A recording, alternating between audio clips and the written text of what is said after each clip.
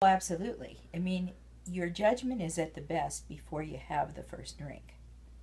Once you have that first drink, you're going to go downhill exponentially after that. So you have to make that decision beforehand.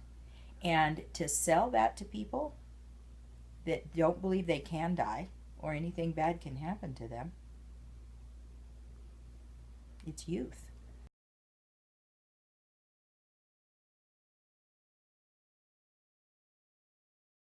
Whether you are doing it, you're binge drinking, or it's a lifestyle that, hey, I go out and party on when I go out, meaning I drink too much, and that's the central piece of it.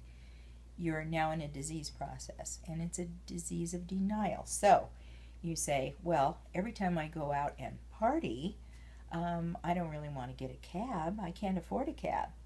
I can afford to go out and drink, but I can't afford a cab, because it keeps you from looking at the reality of, how am I going to do this and be safe?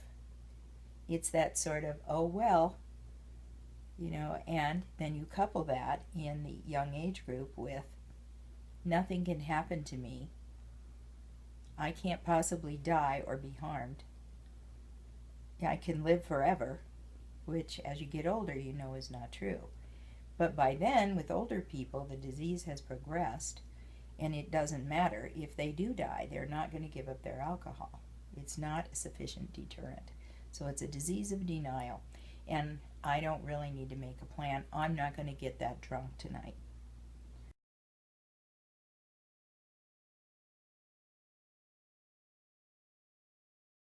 It's always when you're drinking to excess, it's use beyond intention. Some people say, I'm going to go out and get totally obliterated. They might make a plan beforehand, but mostly it's use beyond intention. I'm fine. I'm fine. I was sitting here having a conversation. Well, if somebody on the outside heard your conversation, that was a conversation. That's like, if you're the sober one, how many sensible conversations have you heard in a bar?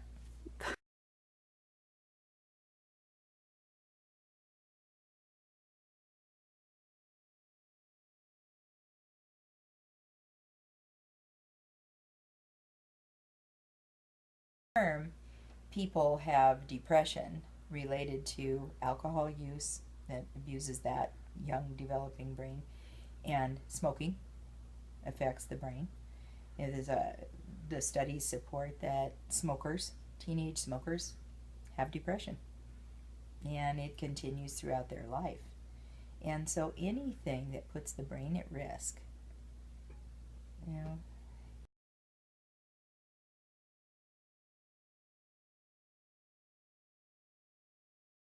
if there's a disease process going on in alcohol, I would stand up with any disease process is probably one of the worst, then that affects your judgment long term. There's a thing we call wet brain, where people make no sense. I mean, they misinterpret everything. Even when they're stone cold sober, they still have that wet brain.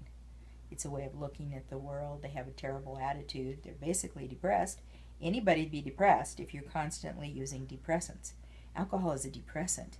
You don't go out to have fun. You go out to get depressed. And it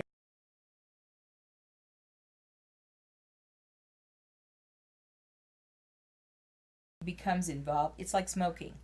Now you smoke before you eat, and you smoke after you eat, and you smoke on your break, and you smoke when you're tired, and then you need to smoke when you're sleepy, and then you begin to associate it with everything. And with alcohol, you usually go somewhere to have the alcohol.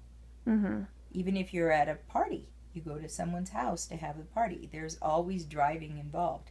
And so you don't want to give up the alcohol, so you just begin driving drunk. Well, I'm not that drunk. I'll drive slowly. I mean, how many denials have you heard in your lifetime? Oh, well, I'll drive slowly. Okay, I'll stay in the slow lane. Okay, there'll be somebody with me, so they'll tell me if I'm getting too close to the edge. And it's like, yeah, until they pass out. So this idea that I don't want to interfere with my drinking, it's rampant. I don't want to tell anybody. Nobody wants to be the designated driver. And it's like, it, unless that decision is made and it becomes part of your social group, I guarantee you something's going to happen. It's just a matter of when.